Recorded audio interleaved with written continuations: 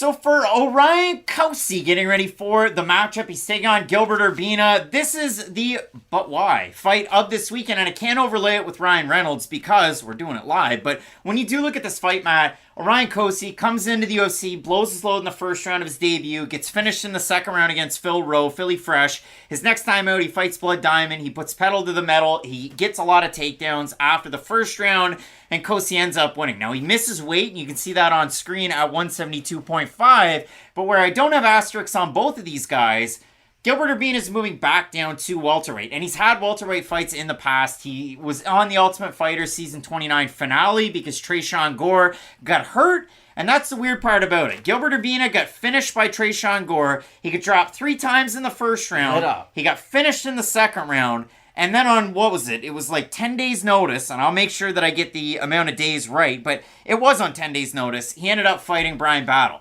Had a pretty good first round. He did. And then in the second round, his own wrestling gets him in trouble that ends up getting him submitted in that matchup. So Gilbert Urbina, the last time he fought was that Ultimate Fighter finale in 2021.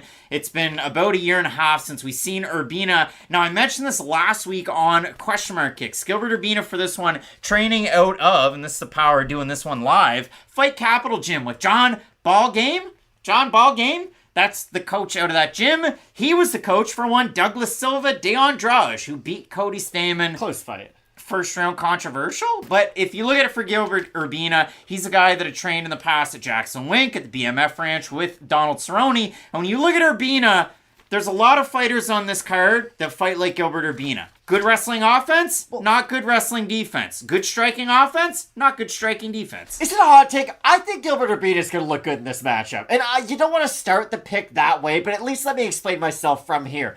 I just think there was a higher variety of strikes. I think that's going to be really important, especially in the early goings of this fight. Because what do we know about Cosce? He's going to go forward. And he's going to throw some big shots. And I do think it does come down to how are you going to counter those shots on the back foot. Now, I don't think Urbina is going to fight like Caitlin Chukagian by any means. I don't think we're going to get a ha-ha and a lot of backwards movement. But I do think his kicks are going to be a big X factor. I think there's something that can land on Cosce as he's moving forward. But this is one of those fights where, again, I feel like I'm going to look stupid no matter what I say. If I say Urbina is going to outclass him on the feet, look a little bit better, maybe get a finish, then Cosce's going to march forward and get a knockout. And if I say Cosce's going to march forward and get a knockout, he's probably going to get outclassed. This is a fight where it's kind of like a G League All-Star game. You know, like they're going to look good. You just don't know where their ceiling is overall. Yeah, I mean, could you end up going into the NBA like McClung and winning a dunk contest? And not playing? Yeah, you could. You could. When I do look at this one, Matt, for Gilbert Urbina, 5 fights at welterweight in his career. And even if you look at it at LFA 7 when he moved up to middleweight, he weighed 179.5. So not a giant guy for middleweight. But the weirdest part about it for Urbina is he's got a big frame for middleweight, so it's kind of strange to me that he's moving down in weight. You think chin would get better as you're bigger, but now we're where we're at for Gilbert Urbina. When you do look at it for Urbina, he loses to Brian Battle by getting submitted.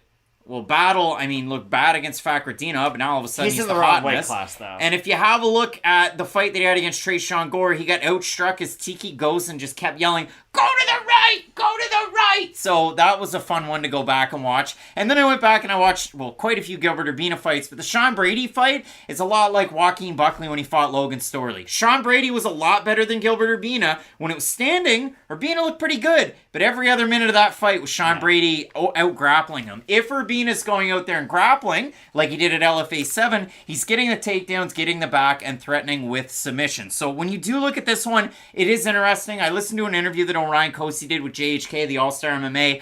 I wanted to do that because for Cosce, the interviews, they're all over the place. Like, he talked about it after he made the UFC debut, all kinds of injuries, numbness in his neck and his arm, getting ready for this one. He's taken a lot of time off. He's really healed and taken a lot of rest days to get ready for this matchup. Training with that team that he has with the boxing coach that is Ezra Reagan, who's at a corner Muay Thai in the UFC gym Rockland. We've seen Orion Cosce at a Team Alpha Male before, but this was the quotable that I got out of Orion Cosce. You're going to like this one.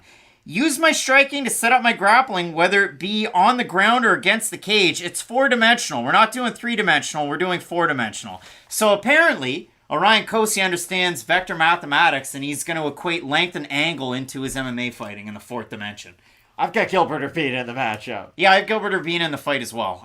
When I do look at this one, Matt, I think Gilbert Urbina, obviously the threat of the For drop. God's sake, does serious back injuries get fixed by just rest days? I don't know, but what I do know out of this one is Orion Cosce has a very powerful right hand, and if he's able to land on Gilbert Urbina, Urbina likes to drop that left as he's moving around, and sometimes he backs up, hands come down, and his head's on the center line. You will see Urbina struggling quite a bit in some of those exchanges, but to me, I mean, you got Hector, you got Elias, and you got Gilbert. So if you do look at it, the RGV Bad Boy is the longest nickname, I think, in the UFC. The Rio Grande Valley Bad Boy, Gilbert Urbina, he is the underdog in the matchup. Cosce is the favorite. We have a look at the Tapology votes. 76% have Orion Cosce to get the wins. And he has a game plan and a path to victory. There's no doubt about it. Again, the aggressiveness, the power punching, those are all things that could work in this matchup. Again, I just think Urbina is also going to make him pay for the things that could give Cosce success. We'll see it. I mean, Gilbert Urbina likes to switch stances a lot. Southpaw's the kicks, orthodox the boxing, like Charles Jourdain.